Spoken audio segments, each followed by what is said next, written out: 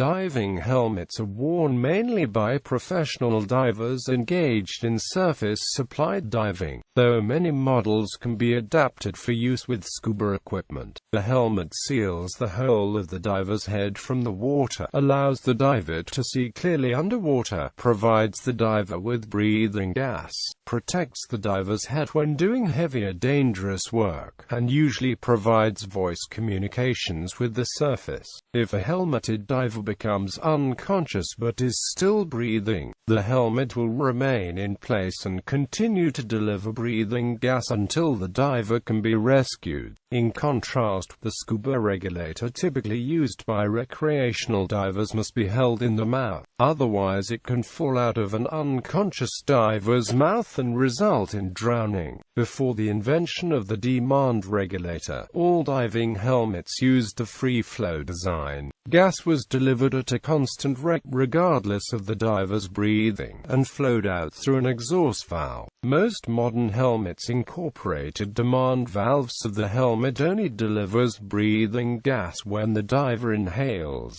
Free-flow helmets use much larger quantities of gas than demand helmets, which can cause logistical difficulties and is very expensive when special breathing gases are used. They also produce a constant noise inside the helmet, which can cause communication difficulties. Free-flow helmets are still preferred for hazardous materials diving, because the positive pressure nature can prevent the ingress of hazardous material in case the integrity of the suit or helmet is compromised. They also remain relatively common in shallow water air diving, where gas consumption is of little concern, and in nuclear diving because they must be disposed of after some period of use due to irradiation. Free-flow helmets are significantly less expensive to purchase and maintain than demand types. Most modern helmet designs are sealed at the neck using a neoprene neck dam, which is independent of the suit, allowing the diver his choice of suits depending on the dive conditions. When a neck dam is installed into a dry suit, however, the entire body is isolated from the surrounding liquid, giving an additional degree of warmth and protection. When divers must work in hazardous environments such as sewage or dangerous chemicals, a helmet is sealed to a special dry suit to completely isolate and protect the diver. This equipment is the modern equivalent of the historic Mark V standard diving dress.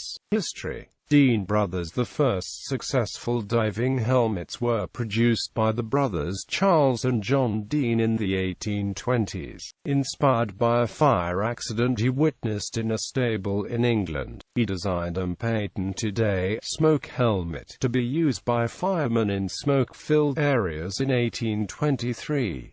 The apparatus comprised a copper helmet with an attached flexible collar and garment. A long leather hose attached to the rear of the helmet was to be used to supply air, the original concept being that it would be pumped using a double bellows. A short pipe allowed breathed air to escape.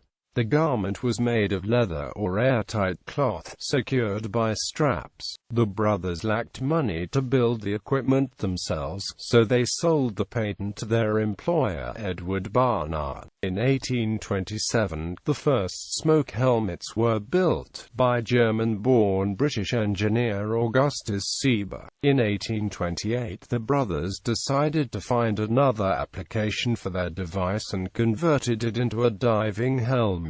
They marketed the helmet with a loosely attached diving suit, so that a diver could perform salvage work, but only in a fully vertical position. In 1829, the Dean brothers sailed from Whitstable for trials of the new underwater apparatus, establishing the diving industry in the town. In 1834, Charles used his diving helmet and suit in a successful attempt on the wreck of Royal George at Spithead, during which he recovered 28 of the ship's cannon. In 1836, John Dean recovered from the discovered Mary Rose shipwreck timbers, guns, longbows, and other items. By 1836 the Dean brothers had produced the world's first diving manual method of using Dean's patent diving apparatus, which explained in detail the workings of the apparatus and pump, and safety precautions. The Sieber helmet. In the 1830s the Dean brothers asked Sieber to apply his skill to improve their underwater helmet design, expanding on improvements already made by another engineer, George Edwards. Sieber produced his own design, a helmet fitted to a full-length watertight canvas diving suit. The real success of the equipment was a valve in the helmet. A closed diving suit, connected to an air pump on the surface, became the first effective standard diving dress,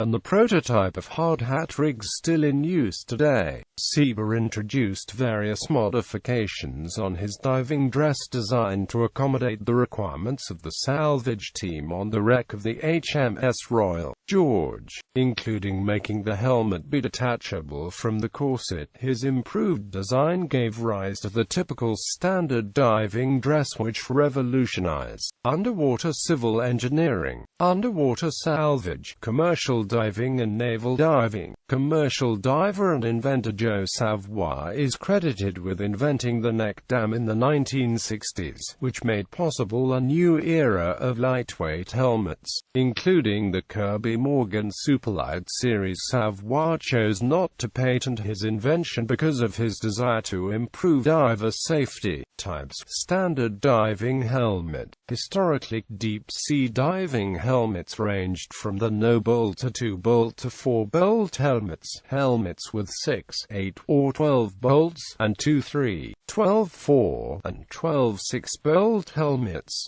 Bolts being the method of securing the helmet to the diving suit. The helmet could also be secured to the breastplate by bolts, as in the case of US 12-4 helmets. The no-bolt helmet used a spring-loaded clamp to secure the helmet to corselet over the suit. Swedish helmets were distinctive for using a neck ring instead of a corselet, a pioneer of modern diving equipment but hugely cumbersome and uncomfortable for the diver. This equipment is commonly referred to as heavy gear. The U.S. Navy MKV helmet is still in production to order in 2013. The standard MKV weighs approximately 55 pounds complete. A small number of copper heliox helmets were made for the U.S. Navy by the Second World War. These helmets were MK modified by the addition of a bulky brass mixing chamber at the rear, and are easily distinguished from the standard model. The MKV helium weighs 68 pounds complete. 4 companies produced Mark V diving helmets for the U.S. Navy. Morse Diving Equipment Company of Boston, Massachusetts. A. Schrader's son of Brooklyn, New York. Millerdun Diving Co. of Miami, Florida, and Diving Equipment and Salvage Co. of Milwaukee, Wisconsin. Lightweight demand helmets. Open circuit helmets. Notable modern commercial helmets include the Kirby Morgan Superlight 17 from 1975 and developments from that model. These helmets are of the demand type, built on a fiberglass shell with chrome-plated brass fittings, and are considered the standard in modern commercial diving for most operations. Kirby Morgan dominates the new helmet market, but there have been other notable manufacturers including Savoy, Miller, Gorski, and Swindle. Many of these are still in use. A new helmet represents an investment of several $1,000s, and most divers purchase their own or rent one from their employer. Oceaneering brought out the Ratcliffe helmet, often known by its nickname, Rat Hat. It can function in either free-flow or demand mode. Reclaim helmets. Reclaim helmets use a surface supply system to provide breathing gas to the diver in the same way as in the open-circuit helmets, but also have a return system to reclaim and recycle the exhaled gas to save the expensive helium diluent, which would be discharged to the surrounding water and lost in an open-circuit system. The reclaimed gas is returned to the surface through a hose in the umbilical helical which is provided for this purpose, pass through a scrubber to remove carbon dioxide, and can then be repressurized and blended with oxygen to the required mix before storage for later use. In order to allow the exhaust gas to be discharged from the helmet safely, it must pass through an exhaust regulator, which works on a similar principle to the demand valve for supply gas, but is activated by the pressure difference between the interior of the helmet and the ambient pressure. Free-flow helmets. The Desco Air Hat is a metal free-flow helmet, designed in 1968 and still in production. Although it has been updated several times, the basic design has remained constant and all upgrades can be retrofitted to older helmets. Its robust and simple design makes it popular for shallow water operations and hazardous materials diving. The Desco is secured to the diver by means of a jock strap which runs between the legs, and its buoyancy can be fine-tuned by adjusting intake and exhaust valves.